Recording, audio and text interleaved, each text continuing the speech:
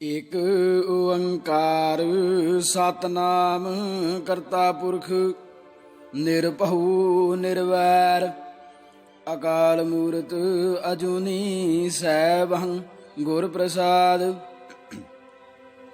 ਵਾਹਿਗੁਰੂ ਜੀ ਕਾ ਖਾਲਸਾ ਵਾਹਿਗੁਰੂ ਜੀ ਕੀ ਫਤਿਹ। ਸਰਦਾਰ ਕੁਲਬੀਰ ਸਿੰਘ ਜੀ ਕੌੜਾ ਜੀ ਦੀ ਰਚਨਾ ਤੇ ਸਿੱਖ ਵੀ ਨਿਕਲਿਆ ਗਿਆ। ਭਾਗ 8ਵਾਂ।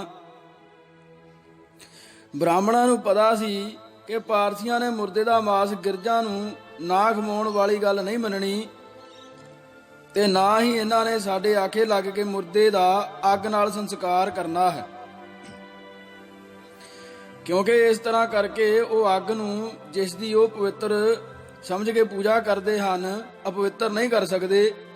ਇਸ ਲਈ ਉਹਨਾਂ ਨੇ ਸਮਝੌਤਾਵਾਦੀ ਵਿਚਲਾ ਰਾਹ ਕੱਢ ਲਿਆ ਕਿ ਮਾਸ ਭਾਵੇਂ ਜਿੱਧਰ ਮਰਜ਼ੀ ਜਾਵੇ ਪਰ ਹੱਡੀਆਂ ਪਾਣੀ ਵਿੱਚ ਹੀ ਜਾਣੀਆਂ ਚਾਹੀਦੀਆਂ ਹਨ। ਪਾਰਸੀ ਇਹ ਗੱਲ ਮੰਨ ਗਏ ਕਿਉਂਕਿ ਪਰਸ਼ੀਆਂ ਵਾਲੇ ਪਾਰਸੀ ਮੁਰਦੇ ਦੀਆਂ ਹੱਡੀਆਂ ਸਮੁੰਦਰ ਵਿੱਚ ਰੋੜ ਦਿੰਦੇ ਸਨ ਤੇ ਬ੍ਰਾਹਮਣਾਂ ਨੂੰ ਪਾਰਸੀਆਂ ਦੇ ਇੱਕ ਗਰੁੱਪ ਵੱਲੋਂ ਇਸ ਤਰ੍ਹਾਂ ਦੇ ਰਿਵਾਜ ਦਾ ਪਤਾ ਸੀ। ਇਸ ਦਾ ਨਤੀਜਾ ਇਹ ਹੋਇਆ ਕਿ ਪਹਿਲਾ ਸਿਸਟਮ ਬੰਦ ਕਰਨਾ ਪਿਆ। ਉਧਰ ਗੋਲ ਟੋਪੀ ਪਾਉਣ ਵਾਲੇ ਪੁਰਾਣੇ ਪਾਰਸੀ ਅਜੇ ਵੀ ਮੌਜੂਦ ਸਨ ਤੇ ਉਹ ਚਾਹੁੰਦੇ ਹਨ ਕਿ ਪਾਰਸੀ ਧਰਮ ਦੀ ਆਪਣੀ ਵਿਲੱਖਣਤਾ ਤੇ ਪਛਾਣ ਬਣੀ ਰਹੇ। ਇਸ ਲਈ ਉਹਨਾਂ ਨੇ ਪਰਸ਼ੀਆਂ ਵਾਲਾ ਤਰੀਕਾ ਅਪਣਾਉਣ ਤੇ ਜ਼ੋਰ ਦਿੱਤਾ, ਅਰਥਾਤ ਅਸਥੀਆਂ ਸਮੁੰਦਰ ਵਿੱਚ ਜਲ ਪ੍ਰਵਾਹ ਕਰ ਦਿੱਤੀਆਂ ਜਾਣ ਤੇ ਇਸ ਤਰ੍ਹਾਂ ਬ੍ਰਾਹਮਣ ਆਪਣੀ ਚਾਲ ਵਿੱਚ ਸਫਲ ਹੋ ਗਿਆ। ਪਾਰਸੀ ਪੰਚਾਇਤ ਨੇ ਇੱਕ ਵੱਡੀ ਪਾਈਪਲਾਈਨ ਸਮੁੰਦਰ ਤੱਕ ਵਿਛਾਈ ਤਾਂ ਕਿ ਅਸਥੀਆਂ ਨੂੰ ਰੋੜ ਦਿੱਤਾ ਜਾਇਆ ਕਰੇ ਤੇ ਉਹ ਸਿੱਧੀਆਂ ਸਮੁੰਦਰ ਵਿੱਚ ਚਲੀਆਂ ਜਾਇਆ ਕਰਨ। ਪਰ ਇਹ ਸਿਸਟਮ ਬੁਰੀ ਤਰ੍ਹਾਂ ਫੇਲ ਹੋ ਗਿਆ ਤੇ 6 ਫੁੱਟ ਚੌੜੇ ਵਿਆਸ ਦੀ ਪਾਈਪ ਜਾਮ ਹੋ ਗਈ। ਹੁਣ ਪਾਰਸੀ ਲੋਕ ਬਿਜਲੀ ਦੀ ਭੱਠੀ ਨਾਲ ਮੁਰਦੇ ਸਾੜਦੇ ਹਨ ਤੇ ਕਿਲੋ 2 ਕਿਲੋ ਸਵਾਹ ਜੋ ਇੱਕ ਮੁਰਦਾ ਸਰੀਰ ਦੀ ਹੁੰਦੀ ਹੈ ਉਸ ਨੂੰ ਹਰਦੁਆਰ ਜਾਂ ਹੋਰ ਹਿੰਦੂ ਥਾਵਾਂ ਦੇ ਜਿੱਥੇ ਗਤੀ ਕਰਵਾਉਣ ਦਾ ਪ੍ਰਬੰਧ ਹੋਵੇ ਉਥੇ ਪਾਣੀ ਵਿੱਚ ਜਲ ਪ੍ਰਵਾਹ ਕਰ ਦਿੱਤੀ ਜਾਂਦੀ ਹੈ। ਕਈ ਪਾਰਸੀ ਤਾਂ ਪਿੰਡਦਾਨ ਵੀ ਕਰਨ ਲੱਗ ਪਏ ਹਨ। ਪਾਰਸੀਆਂ ਵਿੱਚ ਵੀ ਜਾਤ ਪਾਤ ਹੈ ਜਾਂ ਕਹਿ ਲਿਆ ਜਾਵੇ ਕਿ ਬ੍ਰਾਹਮਣਾਂ ਦੇ ਵਿਚਾਰ ਵਰਣ ਬਣਾਉਣ ਵਾਂਗ ਇਹਨਾਂ ਨੇ ਵੀ ਆਪੋ ਆਪਣੇ ਕੰਮ ਵੰਡੇ ਹੋਏ ਹਨ। ਈਰਾਨ ਤੋਂ ਆਉਣ ਵਾਲਿਆਂ ਨੂੰ ਇਹ ਫਸਲੀ ਕਹਿੰਦੇ ਹਨ। ਪੂਜਾ ਪਾਠ ਕਰਨ ਵਾਲੇ ਪ੍ਰੀਸਟ ਇਹ ਵੀ ਇਹੀ ਹਨ। ਇਹਨਾਂ ਨੂੰ ਹੀ ਦਸਤੂਰ ਜੀ ਯਾਨੀ ਗੁਰੂ ਜੀ ਵੀ ਕਿਹਾ ਜਾਂਦਾ ਹੈ। ਇਹਨਾਂ ਨੂੰ ਮੋਬਡ ਵੀ ਕਹਿੰਦੇ ਹਨ, ਇਹ ਜਿਸ ਦਾ ਮਤਲਬ ਹੁੰਦਾ ਹੈ ਅਰਦਾਸ ਕਰਨ ਵਾਲੇ ਅਰਦਾਸੀਏ। ਪਰਸ਼ੀਆ ਤੋਂ ਆਉਣ ਵਾਲਿਆਂ ਨੂੰ ਪਰਸੀਆ ਤੋਂ ਆਉਣ ਵਾਲਿਆਂ ਨੂੰ ਕਦਮੀ ਕਿਹਾ ਜਾਂਦਾ ਹੈ। ਇਹ ਲੋਕ ਬਹੁਤ ਜ਼ਿਆਦਾ ਗਿਣਤੀ ਵਿੱਚ ਹਿਜਰਤ ਕਰਕੇ ਆਏ ਸਨ ਤੇ ਇਹਨਾਂ ਵਿੱਚੋਂ ਬਹੁਤੇ ਭਾਰਤ ਵਿੱਚ ਤੇ ਖਾਸ ਕਰਕੇ ਬੰਬਈ ਵਿੱਚ ਵਸ ਗਏ ਹਨ। ਜਿਹੜੇ ਅਮੀਰ ਹੋ ਗਏ ਉਹਨਾਂ ਨੂੰ ਸ਼ਹਿਨਸ਼ਾਹੀ ਕਿਹਾ ਜਾਣ ਲੱਗ ਪਿਆ। ਇਹ ਬਹੁਤਾ ਕਰਕੇ ਬੰਬਈ ਵਿੱਚ ਰਹਿਣ ਵਾਲੇ ਤਜ਼ਾਰਤੀ ਲੋਕ ਹਨ, ਜਿਨ੍ਹਾਂ ਵਿੱਚ ਟਾਟਾ, ਗੋਦਰੇਜ, ਪਾਲਕੀਵਾਲਾ ਤੇ ਸੋਲੀ ਸੁਹਰਾਬ ਜੀ ਵਰਗੇ ਅਮੀਰ ਪਾਰਸੀ ਹਨ। ਚੌਥੀ ਤਰ੍ਹਾਂ ਦੇ ਲੋਕਾਂ ਨੂੰ ਖਾਂਦੀਆ ਕਿਹਾ ਜਾਂਦਾ ਹੈ, ਅਰਥਾਤ ਉਹ ਲੋਕ ਜੋ ਮੁਰਦੇ ਨੂੰ ਕੰਧੇ ਤੇ ਚੁੱਕ ਕੇ ਡੂੰਗਰਵਾੜੀ ਲੈ ਕੇ ਜਾਂਦੇ ਹਨ। ਇਹ ਲੋਕ ਡੂੰਗਰਵਾੜੀ ਵਿੱਚ ਹੀ ਰਹਿੰਦੇ ਹਨ ਤੇ ਪਾਰਸੀ ਪੰਚਾਇਤ ਇਹਨਾਂ ਨੂੰ ਤਨਖਾਹ ਦਿੰਦੀ ਹੈ, ਪਰ ਕੋਈ ਵੀ ਪਾਰਸੀ ਇਹਨਾਂ ਨਾਲ ਰਿਸ਼ਤਾ ਨਹੀਂ ਕਰਦਾ। ਇਹ ਪਾਰਸੀਆਂ ਦਾ ਚੌਥਾ ਵਰਗ ਸ਼ੂਦਰ ਕਿਹਾ ਜਾ ਸਕਦਾ ਹੈ। ਇਹਨਾਂ ਦੀਆਂ ਇਹ ਵੱਖੋ ਵੱਖਰੀਆਂ ਜਾਤਾਂ ਇਹਨਾਂ ਨੇ ਆਪ ਹੀ ਨਹੀਂ ਬਣਾਈਆਂ। ਇਹ ਵੀ ਬ੍ਰਾਹਮਣ ਜਾਂ ਭਾਰਤ ਦੇ ਬ੍ਰਾਹਮਣਾਂ ਦਾ ਹੀ ਕੰਮ ਹੈ, ਕਿਉਂਕਿ ਕੁਝ ਪਾਰਸੀ ਕੈਨੇਡਾ ਵਿੱਚ ਵੀ ਵਸ ਗਏ ਸਨ ਪਰ ਉੱਥੇ ਇਹ ਜਾਤਾਂ ਨਹੀਂ ਹਨ। ਪਾਰਸੀਆਂ ਦੀ ਉਹ ਜਾਤੀ ਜੋ ਖਾਂਦੀਆ ਖਵਾਉਂਦੀ ਹੈ ਤੇ ਕੰਧੇ ਤੇ ਮੁਰਦੇ ਨੂੰ ਘਰੋਂ ਚੁੱਕ ਕੇ ਖੜਨ ਦਾ ਕੰਮ ਕਰਦੀ ਹੈ ਨੂੰ ਸ਼ੂਦਰ ਤੇ ਨੀਚ ਸਮਝ ਕੇ ਪਾਰਸੀ ਕਲੋਨੀ ਵਿੱਚੋਂ ਬਾਹਰ ਕੱਢ ਦਿੱਤਾ ਗਿਆ ਤੇ ਡੂੰਗਰਵਾੜੀ ਜਾਂ ਹੋਰ ਪਛੜੇ ਇਲਾਕਿਆਂ ਵਿੱਚ ਵਸਾ ਦਿੱਤਾ ਗਿਆ। ਪਾਰਸੀ ਆਪਣੇ ਪਰਿਵਾਰ ਜਾਂ ਰਿਸ਼ਤੇਦਾਰ ਦਾ ਮੁਰਦਾ ਸਰੀਰ ਆਪ ਨਹੀਂ ਚੁੱਕਦੇ, ਅੰਤਮ ਸੰਸਕਾਰ ਦੇ ਸਾਰੇ ਕੰਮ ਇਹ ਖਾਂਦੀ ਹੀ ਕਰਦੇ ਹਨ। ਇਹ ਹੀ ਮੁਰਦੇ ਨੂੰ ਮੀਨਾਰ ਤੇ ਰੱਖਦੇ ਹਨ ਤੇ 3 ਵਾਰ ਤਾੜੀ ਮਾਰਦੇ ਹਨ ਤੇ ਗਿਰਜਾਂ ਮੁਰਦੇ ਤੇ ਆ ਝਪਟਦੀਆਂ ਹਨ। ਮੁਰਦਿਆਂ ਵਿੱਚ ਇਸਤਰੀਆਂ, ਬੁੱਢੇ, ਬੁੱਢੀਆਂ, ਬੱਚੇ ਤੇ ਜਵਾਨ ਕੁੜੀਆਂ ਦੇ ਮ੍ਰਿਤਕ ਸਰੀਰ ਵੀ ਆਉਂਦੇ ਹਨ। ਕੋਈ ਪਾਰਸੀ ਇਹਨਾਂ ਨੂੰ ਖਾਂਦੀਆਂ ਨੂੰ ਕੁੜੀ ਨਹੀਂ ਦਿੰਦਾ, ਇਸ ਲਈ ਉਹ ਕਾਮ ਵਿੱਚ ਇੰਨੇ ਭੁੱਖੇ ਹੁੰਦੇ ਹਨ ਕਿ ਇੱਕ ਵਾਰ ਉਹਨਾਂ ਨੇ ਇੱਕ ਨੌਜਵਾਨ ਪੜ੍ਹੀ ਲਿਖੀ ਪਾਰਸੀ ਕੁੜੀ ਨੂੰ ਜਦੋਂ ਚੁੱਪ ਦੇ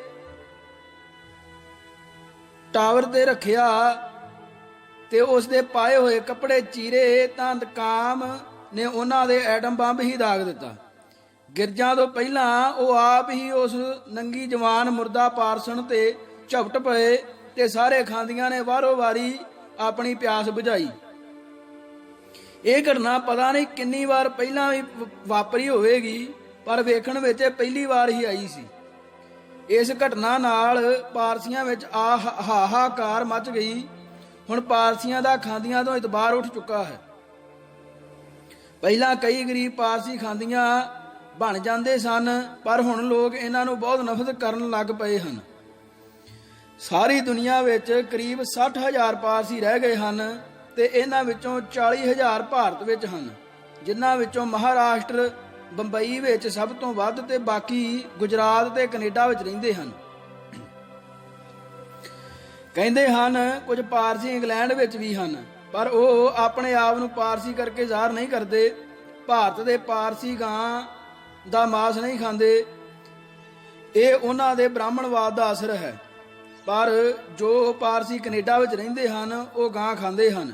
ਇਹਨਾਂ ਤੇ ਇਹ ਪਾਬੰਦੀ ਭਾਰਤ ਆਉਣ ਤੇ 16ਵੀਂ ਸਦੀ ਵਿੱਚ ਹੀ ਲੱਗ ਗਈ ਸੀ। ਬ੍ਰਾਹਮਣਵਾਦ ਦਾ ਅਸਰ ਬਹੁਤ ਦੂਰ ਦੂਰ ਤੱਕ ਪਿਆ ਹੈ। ਪਾਕਿਸਤਾਨ ਭਾਵੇਂ ਮੁਸਲਿਮ ਦੇਸ਼ ਹੈ ਤੇ ਇਸਲਾਮ ਵਿੱਚ ਗਾਂ ਖਾਣਾ ਮਨਾ ਨਹੀਂ, ਪਰ ਪਾਕਿਸਤਾਨ ਵਿੱਚ ਕੁਝ ਸਾਲ ਪਹਿਲਾਂ ਤੱਕ ਗਾਂ ਦਾ ਮਾਸ ਖਾਣ ਤੇ ਪਾਬੰਦੀ ਸੀ, ਕਿਉਂਕਿ ਪਾਕਿਸਤਾਨ ਦੀ ਖੇਤੀ ਵੀ ਬੌਲਦਾਂ ਨਾਲ ਹੁੰਦੀ ਸੀ ਤੇ ਬੌਲਦਾਂ ਨੂੰ ਗਾਂ ਜਨਮ ਦਿੰਦੀ ਹੈ। ਇਸ ਲਈ ਇਹ ਪਾਬੰਦੀ ਆਰਥਿਕ ਮੱਧ ਵਿੱਚ ਆਉਂਦੀ ਹੈ, ਧਾਰਮਿਕ ਮੱਧ ਵਿੱਚ ਨਹੀਂ। ਪਾਰਸੀ ਲੋਕ ਪਹਿਲਾਂ ਤੋਂ ਹੀ ਆਪਸ ਵਿੱਚ ਸ਼ਾਦੀਆਂ ਕਰਦੇ ਰਹੇ ਹਨ, ਇਸ ਲਈ ਇਹ ਪੂਰੀ ਬਰਾਦਰੀ ਵਿੱਚ ਜਾਂ ਪੂਰੀ ਬਰਾਦਰੀ ਇੱਕ ਹੈਮੋਫੀਲੀਆ ਨਾਂ ਦੀ ਬਿਮਾਰੀ ਦੀ ਸ਼ਿਕਾਰ ਹੋ ਚੁੱਕੀ ਹੈ। ਇਸ ਬਿਮਾਰੀ ਦਾ ਮਰੀਜ਼ ਖੂਨ ਦੀ ਬਿਮਾਰੀ ਦਾ ਮਰੀਜ਼ ਹੁੰਦਾ ਹੈ। ਆਮ ਤੌਰ ਤੇ ਇਹ ਬਿਮਾਰੀ ਮਰਦਾਂ ਨੂੰ ਹੁੰਦੀ ਹੈ ਤੇ ਇਸਤਰੀਆਂ ਇਸ ਬਿਮਾਰੀ ਦੀਆਂ ਕੈਰੀਆਂ ਹੁੰਦੀਆਂ ਹਨ। ਇਹ ਬਿਮਾਰੀ ਪਿਤਾ ਪੁਰਖੀ ਹੁੰਦੀ ਹੈ ਤੇ ਲਾ ਇਲਾਜ ਹੈ। ਭਾਰਤ ਵਿੱਚ ਇਸ ਦਾ ਇਲਾਜ ਹੈ ਹੀ ਨਹੀਂ, ਕਿਉਂਕਿ ਅਜੇ ਭਾਰਤ ਵਿੱਚ ਇਸ ਦੀਆਂ ਦਵਾਈਆਂ ਬਣਨੀਆਂ ਸ਼ੁਰੂ ਹੀ ਨਹੀਂ ਹੋਈਆਂ। ਪਰ ਜੇ ਇਸ ਬਿਮਾਰੀ ਦਾ ਇਲਾਜ ਕਰਨਾ ਹੋਵੇ ਤਾਂ ਅੱਜ ਦੇ ਮਹਿੰਗਾਈ ਦੇ ਯੁੱਗ ਵਿੱਚ ਇਸ ਦਾ ਇਲਾਜ ਲੱਖਾਂ ਰੁਪਈਆਂ ਨਾਲ ਹੀ ਹੋ ਸਕਦਾ ਹੈ।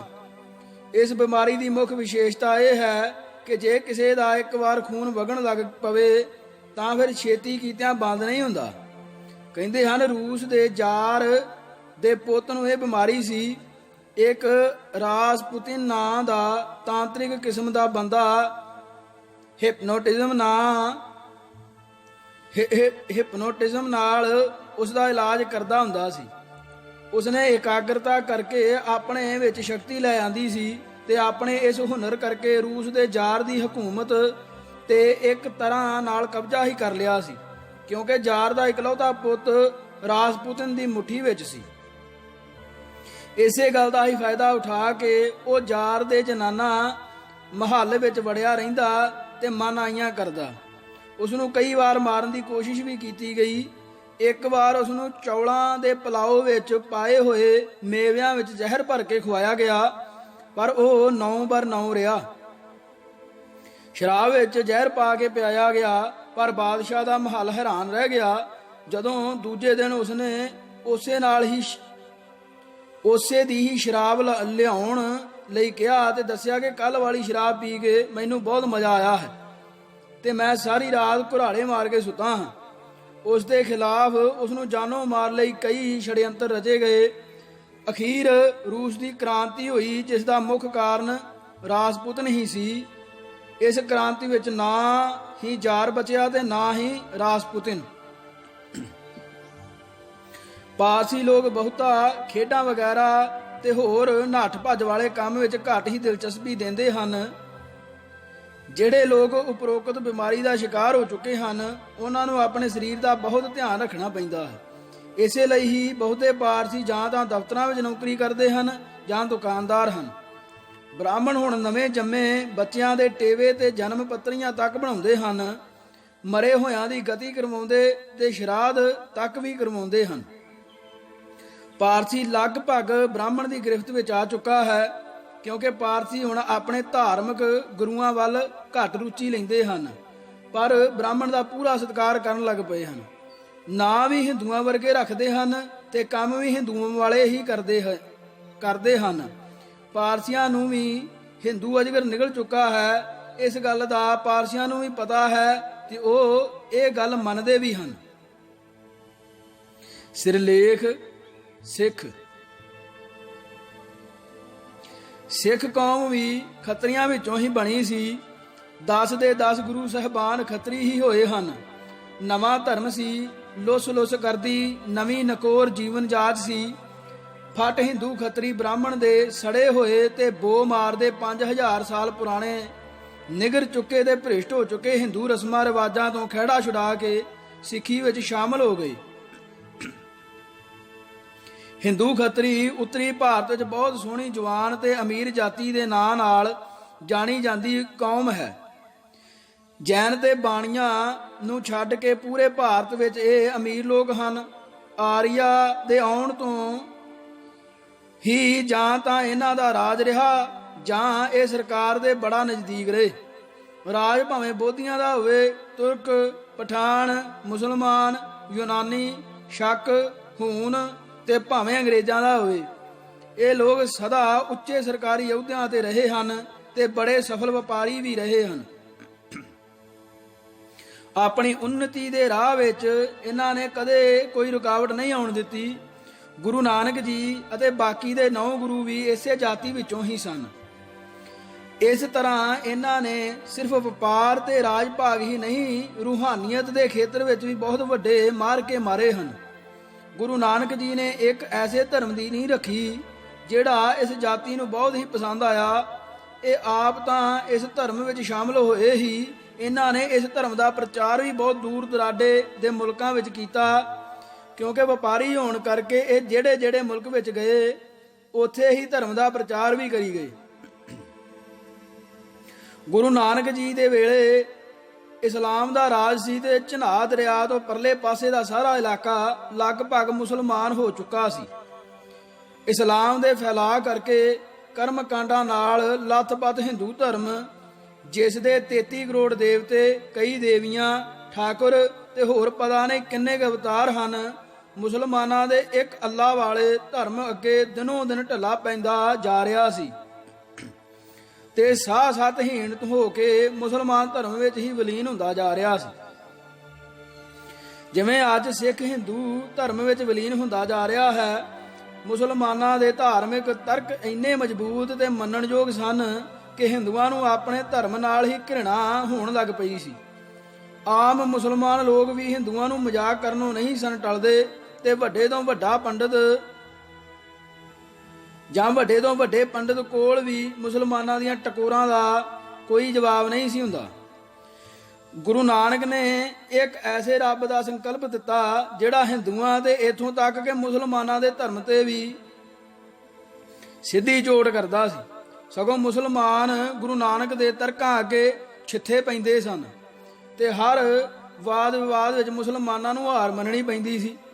ਸਿੱਖ ਧਰਮ ਦੀ ਇਸ ਚੜ੍ਹਦੀ ਕਲਾ ਨੂੰ ਵੇਖ ਕੇ ਪੰਜਾਬ ਦੇ ਹਿੰਦੂ ਨੇ ਫੱਟ ਸਿੱਖ ਧਰਮ ਗ੍ਰਹਿਣ ਕਰ ਲਿਆ। ਭਾਵੇਂ ਕਿ ਸਿੱਖ ਧਰਮ ਜਾਤੀਵਾਦ ਤੇ ਸਿੱਧੀ ਚੋਟ ਕਰਦਾ ਹੈ, ਪਰ ਰੋਜ਼-ਰੋਜ਼ ਦੀ ਸ਼ਰਮਿੰਦਗੀ ਉਠਾਉਣ ਨਾਲੋਂ ਪੰਜਾਬੀ ਖੱਤਰੀ ਨੂੰ ਸਿੱਖ ਬਣਨਾ ਜ਼ਿਆਦਾ ਚੰਗਾ ਲੱਗਦਾ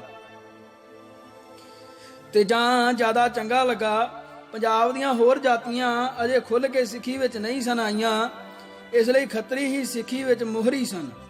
ਗੁਰੂਆਂ ਤੋਂ ਇਲਾਵਾ ਹੋਰ ਵੀ ਕਈ ਖੱਤਰੀ ਸਿੱਖ ਧਰਮ ਵਿੱਚ ਬੜੇ ਸਤਿਕਾਰਯੋਗ ਹਨ, ਜਿਵੇਂ ਭਾਈ ਗੁਰਦਾਸ ਭੱਲੇ ਜੀ ਦੀਆਂ ਵਾਰਾਂ ਬਾਣੀ ਵਾਂਗ ਹੀ ਸਤਿਕਾਰਤ ਹਨ ਤੇ ਉਹਨਾਂ ਦੀ ਬਾਣੀ ਨੂੰ ਬਾਣੀ ਦੀ ਕੁੰਜੀ ਕਿਹਾ ਜਾਂਦਾ ਹੈ।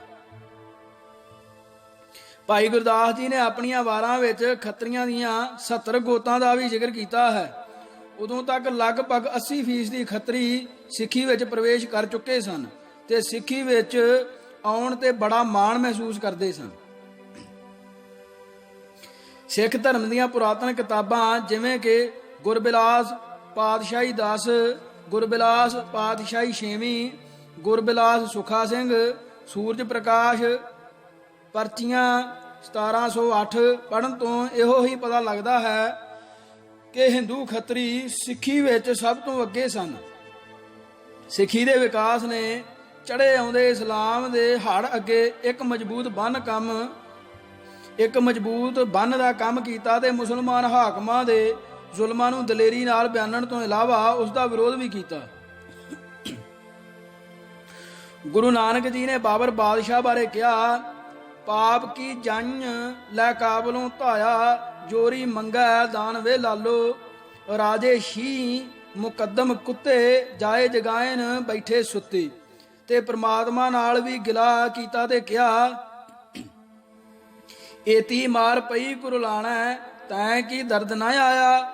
ਗੁਰੂ ਜੀ ਨੇ ਆਮ ਜਨਤਾ ਨੂੰ ਸੰਬੋਧਨ ਕਰਕੇ ਕਿਹਾ, ਜੇ ਜੀਵੇ ਪਤ ਲੱਥੀ ਜਾਏ, ਸਭ ਹਰਾਮ ਜੇਤਾ ਕਿਛ ਖਾਏ।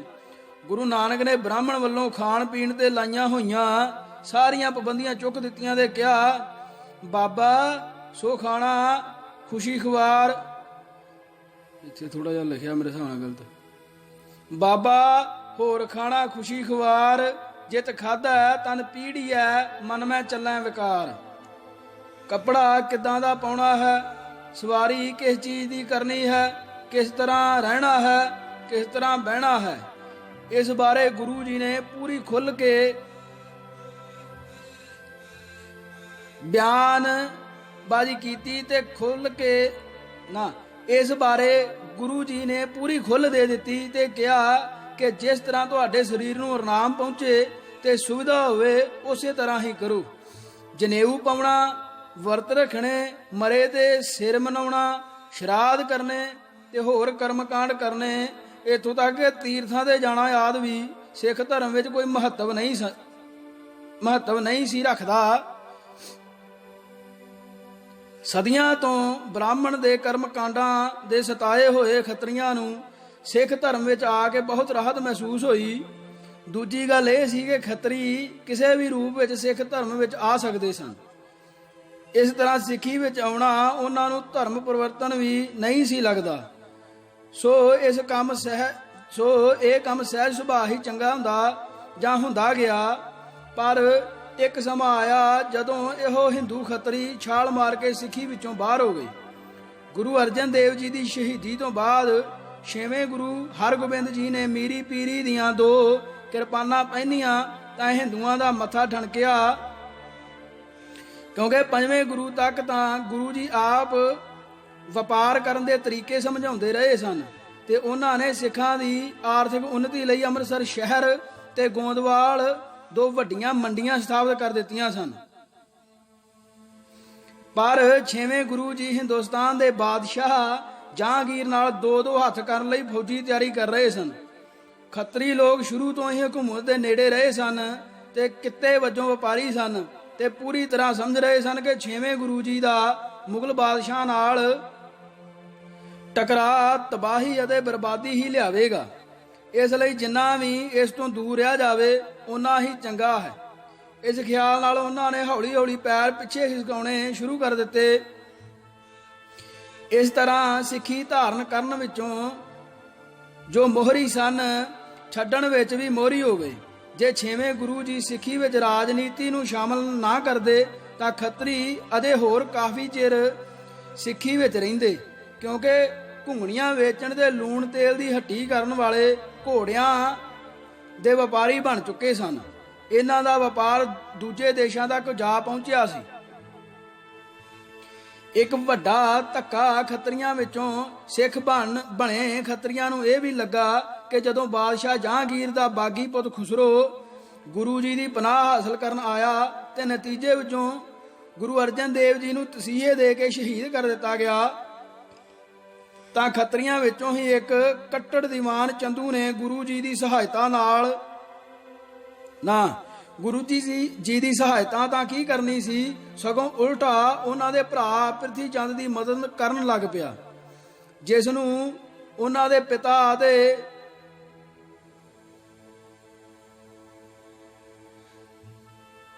ਗੁਰੂ ਜੀ ਨੇ ਮੀਣਾ ਕਿਹਾ ਸੀ ਤੇ ਸਿੱਖਾਂ ਨੂੰ ਉਸ ਨਾਲੋਂ ਸੰਬੰਧ ਤੋੜ ਲੈਣ ਲਈ ਕਿਹਾ ਸੀ। ਇਸ ਤਰ੍ਹਾਂ ਗੁਰੂ ਘਰ ਵਿੱਚ ਵੀ ਆਮ ਘਰਾਂ ਵਾਂਗ ਸ਼ਰੀਕਾ ਬਣ ਗਿਆ। ਕਹਿੰਦੇ ਹਨ ਕਿ ਚੰਦੂ ਨੇ ਇੱਕ ਵਾਰ ਤਾਂ ਹਰਿਮੰਦਰ ਸਾਹਿਬ ਦਾ ਕਬਜ਼ਾ ਵੀ ਮੀਣੇ ਪ੍ਰਿਥੀਏ ਨੂੰ ਦਵਾ ਦਿੱਤਾ ਸੀ। ਕੁਝ ਹੋਰ ਗੱਲਾਂ ਕਰਕੇ ਵੀ ਗੁਰੂ ਘਰ ਵਿੱਚ ਦਿੱਲੀ ਦਰਬਾਰ ਦੀਆਂ ਅੱਖਾਂ ਵਿੱਚ ਰੜਕਣ ਲੱਗ ਪਿਆ ਸੀ।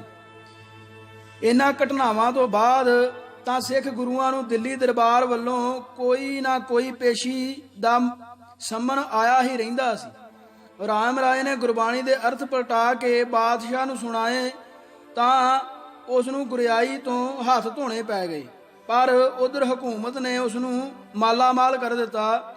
8ਵੇਂ ਗੁਰੂ ਹਰਕ੍ਰਿਸ਼ਨ ਜੀ, ਜਿਨ੍ਹਾਂ ਦੀ ਉਮਰ ਅਜੇ ਸਿਰਫ 8 ਸਾਲ ਦੀ ਹੀ ਸੀ, ਨੂੰ ਵੀ ਦਿੱਲੀ ਦਰਬਾਰ ਵੱਲੋਂ ਸੰਮਨ ਭੇਜੇ ਗਏ। 9ਵੇਂ ਗੁਰੂ ਜੀ ਤੇ ਬਗਾਵਤ ਦਾ ਇਲਜ਼ਾਮ ਕਿ ਉਹਨਾਂ ਨੂੰ 3 ਹੋਰ ਸਿੱਖਾਂ 9ਵੇਂ ਗੁਰੂ ਜੀ ਤੇ ਬਗਾਵਤ ਦਾ ਇਲਜ਼ਾਮ ਲਾ ਕੇ ਉਹਨਾਂ ਨੂੰ 3 ਹੋਰ ਸਿੱਖਾਂ ਸਮੇਤ ਦਿੱਲੀ ਵਿੱਚ ਸ਼ਹੀਦ ਕਰ ਦਿੱਤਾ। ਇਹਨਾਂ 3 ਸਿੱਖਾਂ ਵਿੱਚ 2 ਬ੍ਰਾਹਮਣ ਮੂਲ ਦੇ ਸਿੱਖ ਭਾਈ ਮਤੀਦਾਸ ਤੇ ਭਾਈ ਸਤੀਦਾਸ ਜੀ ਵੀ ਸਨ। ਭਾਈ ਸਤੀਦਾਸ ਜੀ ਦੀ ਔਲਾਦ ਵਿੱਚੋਂ ਪੰਜਾਬ ਦਾ ਰਹਿ ਚੁੱਕਾ ਗਵਰਨਰ ਜਨਰਲ ਛਿੱਬਰ ਅੱਜ ਸਿੱਖੀ ਦਾ ਕੱਟੜ ਵਿਰੋਧੀ ਹੈ ਤੇ ਉਸ ਨੇ ਗਵਰਨਰ ਹੁੰਦਿਆਂ ਉਸ ਦੇ ਹੁਕਮ ਨਾਲ ਜਿੰਨਾ ਸਿੱਖ ਨੌਜਵਾਨ ਝੂਠੇ ਪੁਲਿਸ ਮੁਕਾਬਲਿਆਂ ਵਿੱਚ ਮਾਰਿਆ ਗਿਆ ਹੈ, ਉਹਨਾਂ ਪਹਿਲੇ ਗਵਰਨਰਾਂ ਦੇ ਰਾਜ ਵੇਲੇ ਨਹੀਂ ਮਾਰਿਆ। ਇਸੇ ਤਰ੍ਹਾਂ ਹੀ ਭਾਈ ਮਤੀਦਾਸ ਜੀ ਦਾ ਪਰਿਵਾਰ ਕੱਟੜ ਆਰੀਆ ਸਮਾਜੀ ਹੈ, ਜੋ ਸਿੱਖ ਧਰਮ ਦਾ ਵੀ ਕੱਟੜ ਦੁਸ਼ਮਣ ਹੈ। ਉਹਨਾਂ ਵਿੱਚੋਂ ਹੀ ਪਰਮਾਨੰਦ ਤੇ ਬਾਲਮੁਕੰਦ ਨਾਂ ਦੇ 2 ਆਰੀਆ ਸਮਾਜੀ ਲੀਡਰ ਹੋਏ ਹਨ, ਜਿਹੜੇ ਸਿੱਖੀ ਦਾ ਵਿਰੋਧ ਕਰਨ ਲਈ ਹਰ ਹੀਲਾ ਵਸੀਲਾ ਵਰਤਦੇ ਰਹੇ ਹਨ। ਇਸ ਤਰ੍ਹਾਂ ਸਿੱਖੀ ਦੇ ਸਰਕਾਰ ਵਿੱਚ ਦਿਨ ਬਾ ਦਿਨ ਟਕਰਾਅ ਵਧਦਾ ਗਿਆ ਤੇ ਖੱਤਰੀਆਂ ਦਾ ਸਿੱਖੀ ਵਿੱਚ ਦਮ ਘੁੱਟਦਾ ਗਿਆ। 1669 ਈਸਵੀ ਨੂੰ ਦਸ਼ਮੇਸ਼ ਪਿਤਾ ਸ੍ਰੀ ਗੁਰੂ ਗੋਬਿੰਦ ਸਿੰਘ ਜੀ ਨੇ ਖਾਲਸਾ ਪੰਥ ਸਾਜ ਕੇ ਮਸੰਦ ਪ੍ਰਣਾਲੀ ਦਾ ਵੀ ਭੋਗ ਪਾ ਦਿੱਤਾ ਤੇ ਐਲਾਨ ਕਰ ਦਿੱਤਾ ਕਿ ਸਿੱਖ ਹੁਣ ਖਾਲਸੇ ਹੋ ਗਏ ਹਨ। ਖਾਲਸ ਫਾਰਸੀ ਸ਼ਬਦ ਹੈ ਜਿਸ ਦਾ ਅਰਥ ਹੈ ਸਿੱਧਾ ਟੈਕਸ। ਗੁਰੂ ਜੀ ਨੇ ਮੁਗਲਾਂ ਨਾਲ ਚੱਲ ਰਹੇ ਟਕਰਾਅ ਕੇ ਝੁਕਣ ਦੀ ਥਾਂ ਸਗੋਂ ਸਿੱਖਾਂ ਨੂੰ ਹੁਕਮ ਦਿੱਤਾ ਕਿ ਉਹ ਵੀ ਸ਼ਾਹੀ ਲਿਬਾਸ ਪਹਿਨਣਗੇ, ਘੋੜੇ ਤੇ ਸ਼ਸਤਰ ਰੱਖਣਗੇ, ਹਲਾਲੀ ਨਹੀਂ ਖਾਣਗੇ ਤੇ ਗੱਲ ਕੀ ਉਹ ਸਭ ਕੰਮ ਕਰਨਗੇ ਜੋ ਆਜ਼ਾਦ ਕੌਮ ਦੇ ਲੋਕ ਕਰਦੇ ਹਨ। ਇਸ ਤੋਂ ਪਹਿਲਾਂ ਤਾਂ ਗੈਰ ਮੁਸਲਮਾਨ ਘੋੜੇ ਦੀ ਸਵਾਰੀ ਕਰ ਸਕਦਾ ਸੀ, ਨਾ ਪੱਗ ਬੰਨ ਸਕਦਾ ਸੀ, ਨਾ ਸ਼ਸਤਰ ਰੱਖ ਸਕਦਾ ਸੀ ਤੇ ਨਾ ਹੀ ਹਲਾਲੀ ਤੋਂ ਬਿਨਾਂ ਕਿਸੇ ਹੋਰ ਤਰੀਕੇ ਨਾਲ ਬਣਾਇਆ ਹੋਇਆ ਮਾਸ ਖਾ ਸਕਦਾ ਸੀ। ਗੁਰੂ ਜੀ ਨੇ ਫੌਜ ਰੱਖੀ, ਕਿਲੇ ਬਣਵਾਏ, ਲੜਾਈਆਂ ਲੜੀਆਂ ਤੇ ਜਿੱਤੀਆਂ ਵੀ।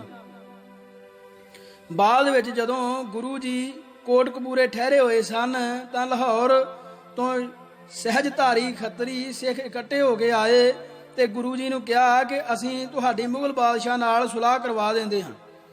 ਗੁਰੂ ਜੀ ਨੇ ਉਹਨਾਂ ਦੇ ਵਿਅੰਗ ਕੱਸਿਆ ਤੇ ਕਿਹਾ, ਵੇਖੋ, ਇੱਕ ਪਾਸੇ ਤਾਂ ਇਹ ਮੈਨੂੰ ਗੁਰੂ ਕਹਿ ਕੇ ਸੰਬੋਧਨ ਕਰ ਰਹੇ ਹਨ ਤੇ ਦੂਜੇ ਪਾਸੇ ਮੈਨੂੰ ਉਪਦੇਸ਼ ਦੇ ਰਹੇ ਹਨ। ਮਤ ਇਹਨਾਂ ਨੇ ਮੇਰੇ ਕੋਲੋਂ ਲੈਣੀ ਹੈ ਜਾਂ ਇਹਨਾਂ ਨੇ ਮੈਨੂੰ ਮਤ ਦੇਣੀ ਹੈ। ਕੋਈ ਹੋਈ ਕਿ ਨਾ ਉਲਟੇ ਬਾਂਸ ਬਰੇਲੀ ਨੂੰ ਵਾਲੀ ਗੱਲ। ਗੁਰੂ ਜੀ ਦਾ ਇਹ ਸਪਸ਼ਟ ਉੱਤਰ ਸੁਣ ਕੇ ਉਹ ਵਾਪਸ ਆ ਗਏ। ਪਰ ਰਤਨ ਸਿੰਘ ਭੰਗੂ ਅਨੁਸਾਰ ਖੱਤਰੀਆਂ ਨੇ ਖਾਲਸੇ ਨੂੰ ਮਰੇਲਾ ਗੁਰੂ ਯਾਨੀ ਲੜਾਕੂ ਗੁਰੂ ਦੇ ਸਿੱਖ ਕਹਿ ਕੇ ਚੜਾਉਣਾ ਸ਼ੁਰੂ ਕਰ ਦਿੱਤਾ। ਅੱਜ ਕੱਲ ਵੀ ਦਿੱਲੀ ਵਿੱਚ ਕਈ ਭਾਪੇ ਸਿੱਖ 10ਵੇਂ ਗੁਰੂ ਜੀ ਨੂੰ ਅੰਗਰੇਜ਼ੀ ਵਿੱਚ ਐਂਗਰੀ ਯੰਗ ਮੈਨ ਕਹਿ ਕੇ ਦੰਦੀਆਂ ਕੱਢ ਕੇ ਹੱਸਦੇ ਹਨ। ਇਹ ਗੱਲ ਹੁਣ ਇੱਥੋਂ ਤੱਕ ਜਾ ਪਹੁੰਚੀ ਹੈ ਕਿ ਸ਼ਹਿਰੀ ਸਿੱਖ ਚੋਣ ਜਿੱਤਣ ਲਈ ਘੋੜੇ ਦੇ ਨਿਸ਼ਾਨ ਨੂੰ ਗੁਰੂ ਜੀ ਦੇ ਨੀਲੇ ਘੋੜੇ ਦਾ ਨਿਸ਼ਾਨ ਸਮਝ ਕੇ ਮਹਿਸੂਸ ਕਰਦੇ ਹਨ ਕਿ ਇਸ ਨਿਸ਼ਾਨ ਨੂੰ ਹਿੰਦੂ ਵੋਟ ਨਹੀਂ ਪਾਉਣਗੇ ਤੇ ਅਸੀਂ ਹਾਰ ਜਾਵਾਂਗੇ।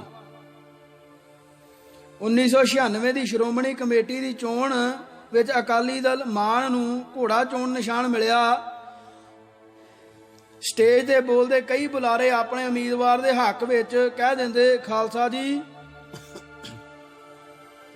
ਗੁਰੂ ਜੀ ਦਾ ਨੀਲਾ ਘੋੜਾ ਯਾਦ ਰੱਖਿਓ ਤੇ ਘੋੜਾ ਚੋਣ ਨਿਸ਼ਾਨ ਤੇ ਮੋਹਰ ਲਾ ਕੇ ਫਲਾਣਾ ਸਿੰਘ ਨੂੰ ਕਾਮਯਾਬ ਕਰਿਓ।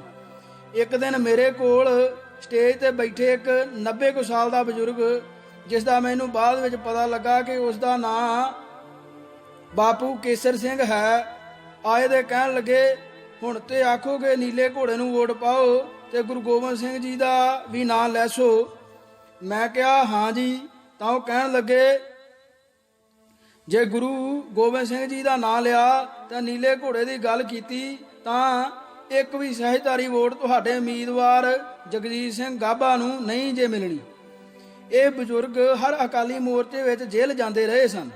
ਪੱਕੇ ਅਕਾਲੀ ਤੇ ਗੁਰੂ ਘਰ ਦੇ ਸ਼ਰਧਾਲੂ ਸਨ, ਪਰ ਸਹਿਜਧਾਰੀ ਖੱਤਰੀਆਂ ਵਿੱਚ ਰਹਿੰਦਿਆਂ ਉਹਨਾਂ ਨੂੰ ਉਹਨਾਂ ਦੀ ਸੋਚ ਦਾ ਪਤਾ ਸੀ। ਇਸੇ ਲਈ ਹੀ ਉਹ ਸਾਨੂੰ ਸੁਚੇਤ ਕਰ ਰਹੇ ਸਨ। ਇਸ ਤੋਂ ਹੀ ਅੰਦਾਜ਼ਾ ਲੱਗਦਾ ਹੈ ਕਿ ਅੱਜ ਸਹਿਜਧਾਰੀ ਸਿੱਖ ਗੁਰੂ ਗੋਬਿੰਦ ਸਿੰਘ ਜੀ ਤੇ ਨੀਲੇ ਘੋੜੇ ਦਾ ਨਾਂ ਸੁਣ ਕੇ ਵੀ ਰਾਜੀ ਨਹੀਂ। ਕਈ ਸੈਨਾਪਤੀ ਕਰਤਾ ਸ੍ਰੀ ਗੁਰੂ ਸੋਭਾ ਲਿਖਦਾ ਹੈ, ਕਵੀ ਸੈਨਾਪਤੀ ਕਰਤਾ ਸ੍ਰੀ ਗੁਰੂ ਸੋਭਾ ਲਿਖਦਾ ਹੈ ਕਿ ਦਿੱਲੀ ਦੇ ਕੁਝ ਖੱਤਰੀ ਦੇ ਬ੍ਰਾਹਮਣ ਸਿੱਖਾਂ ਨੇ ਖਾਲਸਿਆਂ ਦਾ ਵਿਰੋਧ ਕਰਨਾ ਸ਼ੁਰੂ ਕਰ ਦਿੱਤਾ। ਇੱਥੋਂ ਤੱਕ ਕਿ ਖਾਲਸਿਆਂ ਦੀਆਂ ਦੁਕਾਨਾਂ ਬੰਦ ਕਰਵਾਈਆਂ ਤੇ ਉਹਨਾਂ ਦਾ ਬਾਈਕਾਟ ਕੀਤਾ। ਸਰਕਾਰ ਦੀ ਮਨਾਹੀ ਦੇ ਬਾਵਜੂਦ ਹਥਿਆਰ ਰੱਖਣੇ ਉਹਨਾਂ ਨੂੰ ਨਿਰੀ ਮੌਤ ਨੂੰ ਆਵਾਜ਼ਾਂ ਮਾਰਨ ਵਰਗੀ ਗੱਲ ਲੱਗੀ, ਕਿਉਂਕਿ ਉਹ ਹੁਣ ਸਿੱਖੀ ਵਿੱਚੋਂ ਵੀ ਪੈਰ ਪਿਛਾਂ ਖਿਸਕਾਉਣਾ ਚਾਹੁੰਦੇ ਸਨ। ਇਸ ਲਈ ਉਹਨਾਂ ਨੇ ਇਹ ਬਹਾਨਾ ਲੱਭ ਲਿਆ ਕਿ ਪਿਓ ਮਰਨ ਤੇ ਵੀ ਬੰਦਾ ਕਿਵੇਂ ਸਿਰ ਨਾ ਮਨਾਵੇ। ਸਾਨੂੰ ਸਿੱਖ ਧਰਮ ਦੀ ਇਹ ਗੱਲ ਜੱਚਦੀ ਨਹੀਂ। ਹਿੰਦੂ ਸੰਸਕਾਰਾਂ ਨੂੰ ਅਸੀਂ ਕਿਵੇਂ ਛੱਡ ਦਈਏ? ਗੁਰੂ ਜੀ ਤਾਂ ਕਹਿੰਦੇ ਹਨ ਕਿ ਅਸਤ ਵੀ ਹਰਿਦੁਆਰ ਗੰਗਾ ਜੀ ਵਿੱਚ ਨਾ ਪਾਓ। ਭਲਾ ਇਸ ਤਰ੍ਹਾਂ ਸਾਡੇ ਵਡੇਰਿਆਂ ਦੀ ਕਦੀ ਕਿਵੇਂ ਹੋਵੇਗੀ? ਇਹ ਬਿਲਕੁਲ ਉਸ ਤਰ੍ਹਾਂ ਦੀ ਗੱਲ ਸੀ ਜਿਵੇਂ ਕਿਸੇ ਪਿੰਡ ਵਿੱਚ ਇੱਕ ਬੰਦਾ ਵਿਆਹ ਵਿੱਚ ਨਿਆਉਂਦਾ ਨਹੀਂ ਸੀ ਪਾਉਣਾ ਚਾਹੁੰਦਾ। ਉਹ ਵਿਆਹ ਵਾਲੇ ਘਰ ਗਿਆ ਤੇ ਛੱਤ ਥੱਲੇ ਗੱਡੀ ਹੋਈ ਥੰਮੀ ਨਾਲ ਢੋਲ ਆ ਕੇ ਬਹਿ ਗਿਆ। ਹਨੇਰਾ ਹੋਣ ਕਰਕੇ ਘਰ ਵਾਲੇ ਕੋਲੋਂ ਪਛਾਣਿਆ ਨਾ ਗਿਆ ਤੇ ਉਹਨੇ ਕਿਹਾ, ਆਹ ਕਿਹੜਾ ਬੈਠਾ ਹੈ ਬਈ? ਬਸ ਇਸੇ ਗੱਲ ਤੋਂ ਹੀ ਉਹ ਬੰਦਾ ਉੱਠ ਕੇ ਦਰਵਾਜ਼ਿਓਂ ਬਾਹਰ ਤੁਰਿਆ ਜਾਂਦਾ। ਆਖੀ ਜਾਵੇ, ਲਓ ਸੁਣ ਲਓ ਭਾਊ ਦੀ ਗੱਲ, ਹੁਣ ਅਸੀਂ ਕਿਹੜੇ ਹੋ ਗਏ? ਚੰਗਾ ਫਿਰ ਕਿਹੜੇ ਤੇ ਕਿਹੜੇ ਹੀ ਸਹੀ। ਤੇ ਇਸ ਤਰ੍ਹਾਂ ਉਹ ਨਿਆਉਂਦਾ ਪਾਏ ਬਗੈਰ ਹੀ ਦਰਵਾਜ਼ਿਓਂ ਬਾਹਰ ਚਲਾ ਗਿਆ। ਹਿੰਦੂ ਖੱਤਰੀਆਂ ਨੇ ਵੀ ਇਸੇ ਤਰ੍ਹਾਂ ਹੀ ਕੀਤੀ। ਗੁਰੂ ਜੀ ਦੇ ਜੋਤੀ ਜੋਤ ਸਮਾਉਣ ਤੋਂ ਬਾਅਦ ਜਦੋਂ ਬਾਬਾ ਬੰਦਾ ਸਿੰਘ ਜੀ ਬਹਾਦਰ ਨੇ ਮੁਗਲਾਂ ਨਾਲ ਫਸਵੀਂ ਟੱਕਰ ਲਈ ਤਾਂ ਉਸ ਵੇਲੇ ਤੱਕ ਕਾਫੀ ਖੱਤਰੀ ਸਿੱਖ ਸਿੱਖੀ ਤਿਆਗ ਚੁੱਕੇ ਸਨ। ਸੈਯਦ ਮੁਹੰਮਦ ਲਤੀਫ ਤੇ ਹੋਰ ਇਤਿਹਾਸਕਾਰਾਂ ਦੀਆਂ ਲਿਖਤਾਂ ਤੋਂ ਪਤਾ ਲੱਗਦਾ ਹੈ ਕਿ ਉਸ ਵੇਲੇ ਤੱਕ ਸ਼ੂਦਰ ਅਤੇ ਦੱਬੀਆਂ ਕੁਚਲੀਆਂ ਹੋਰ ਜਾਤਾਂ ਦੇ ਲੋਕਾਂ ਤੋਂ ਬਣੇ ਹੋਏ ਸਿੱਖ ਵੀ ਨਾ ਸਿੱਖ ਹੀ ਬਾਬਾ ਬੰਦਾ ਸਿੰਘ ਬਹਾਦਰ ਦੇ ਨਾਲ ਸਨ। ਪਰ ਇਸ ਦਾ ਇਹ ਮਤਲਬ ਨਹੀਂ ਕਿ ਸਾਰੇ ਖੱਤਰੀ ਸਿੱਖ ਹੀ ਸਿੱਖੀ ਤਿਆਗ ਗਏ ਸਨ। ਸਿੱਧਕਵਾਨ ਸਿੱਖ ਤਾਂ ਅਜੇ ਵੀ ਸਿੱਖੀ ਵਿੱਚ ਮੌਜੂਦ ਸਨ, ਪਰ ਇਹ ਗਿਣਤੀ ਕੁੱਲ ਸਿੱਖਾਂ ਦੀ ਗਿਣਤੀ ਦੇ 2% ਤੋਂ ਵੱਧ ਨਹੀਂ। ਸਿੱਖੀ ਨੂੰ ਇੱਕ ਧੱਕਾ ਹੋਰ ਉਦੋਂ ਲੱਗਾ ਜਦੋਂ ਸਿੱਖਾਂ ਦੇ ਸਿਰਾਂ ਤੇ ਦੇ ਮੁੱਲ ਰੱਖ ਦਿੱਤੇ ਗਏ ਤੇ ਸਿੱਖਾਂ ਦੇ ਸਿਰਾਂ ਦੇ ਮੀਨਾਰ ਚਿਣੇ ਜਾਣ ਲੱਗੇ। ਫੇਰ ਤਾਂ ਕੋਈ ਵਿਰਲਾ ਹੀ ਦੁਕਾਨਦਾਰ ਸਿੱਖ ਬਚਿਆ ਹੋਵੇਗਾ। ਸਿੱਖ ਜਾਂ ਤਾਂ ਨੱਸ ਕੇ ਜੰਗਲਾਂ ਵਿੱਚ ਜਾ ਛੁਪੇ ਤੇ ਜਾਂ ਸਿਰ ਮਨਾ ਕੇ ਪਹਿਲਾਂ ਵਰਗੇ ਹੀ ਹੋ ਗਏ। ਅਲ ਬਰੂਨੀ ਦੀ ਕਿਤਾਬ-ਉਲ ਹਿੰਦ ਅਨੁਸਾਰ ਬਾਦਸ਼ਾਹ ਨੇ ਇਹ ਹੁਕਮ ਕਰ ਦਿੱਤਾ ਸੀ ਕਿ ਸਾਰੀ ਜਨਤਾ ਹਜਾਮਤ ਕਰਾ ਲਵੇ ਤਾਂ ਕਿ ਸਿੱਖ ਪਛਾਣੇ ਜਾ ਸਕਣ। ਇਸ ਹੁਕਮ ਤੋਂ ਬਾਅਦ ਤਾਂ ਨਾਈਆਂ ਦੀ ਚਾਂਦੀ ਹੋ ਗਈ। ਹੁਣ ਤਾਂ ਸਿੱਖਾਂ ਕੋਲ ਇੱਕ ਹੀ ਚਾਰਾ ਸੀ, ਜਾਂ ਸਿਰ ਮਨਾਓ ਜਾਂ ਫਿਰ ਭਗੌੜੇ ਹੋ ਕੇ ਜਥਿਆਂ ਨਾਲ ਜਾ ਰਲੋ। ਸਰਕਾਰੀ ਮੁਲਾਜ਼ਮ, ਵਪਾਰੀਆਂ ਤੇ ਹੋਰ ਸ਼ਹਿਰੀਆਂ ਨੇ ਤਾਂ ਬਗੈਰ ਕਿਸੇ ਹੀਲ ਹੁਜਤ ਤੋਂ ਸਿਰ ਮਨਾ ਲਿਆ ਤੇ ਦੂਜੇ ਨੰਗਾ ਪੁੱਤ ਚੋਰਾਂ ਵਿੱਚ ਖੇਡੇ ਵਾਂਗ ਜਥਿਆਂ ਨਾਲ ਰਲ ਕੇ ਸ਼ਾਹੀ ਖਜ਼ਾਨੇ ਲੁੱਟਣ ਲੱਗੇ। ਰਹੀ ਪੇਂਡੂ ਸਿੱਖਾਂ ਦੀ ਗੱਲ, ਤਾਂ ਉਹਨਾਂ ਨੂੰ ਕਿਹੜਾ ਦੁਕਾਨਾਂ ਖੁੱਸਣ ਤੇ ਵਪਾਰ ਤਬਾਹ ਹੋਣ ਦਾ ਖਤਰਾ ਸੀ। ਇਸ ਤਰ੍ਹਾਂ ਸਿੱਖਾਂ ਦੇ ਦੋ ਧੜੇ ਜਿਹੇ ਕਾਇਮ ਹੋ ਗਏ ਜੋ ਅਜੇ ਤੱਕ ਮੌਜੂਦ ਹਨ। ਸੋ ਇਸ ਭਾਗ ਲਈ ਇਹਨਾਂ ਜੀ। ਵਾਹਿਗੁਰੂ ਜੀ ਕਾ ਖਾਲਸਾ, ਵਾਹਿਗੁਰੂ ਜੀ ਕੀ ਫਤਿਹ।